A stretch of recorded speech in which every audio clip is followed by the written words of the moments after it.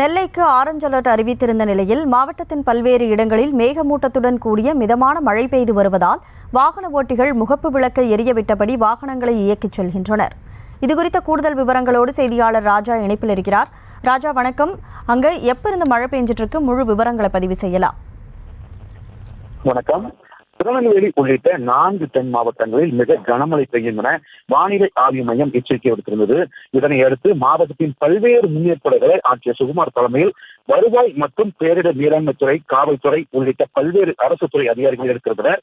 இந்த நிலையில் இன்று காலை முதலே மாவட்டத்தின் பல்வேறு பகுதிகளில் லேசான முதல் மிதமான மழை விட்டு விட்டு பெய்ய தொடங்கியது. மாவட்டத்தின் மேற்கு பகுதியான வீரநல்லூர், சேரன் மகாதேவி, மானூர், தெற்கு பகுதியான வள்ளியூர், நாங்குநேரி, கிழக்கு பகுதியான கிருஷ்ணாபுரம், மாநகர பகுதியான சந்திப்பு, கேடிசி நகர், என்ஜிஓ காலனி உள்ளிட்ட மாவட்டத்தின் பெரும்பாலான இடங்களில் மிதமான மழை விட்டு விட்டு பெய்து வருகிறது.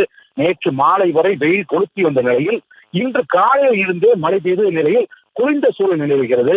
வாகனங்கள் முகப்பு விளக்குகள் எரியவிட்டபடியே செல்கிறது. ஒரு சில தாழ்வான பகுதியில் தண்ணீர் தூங்கி இருக்கிறது.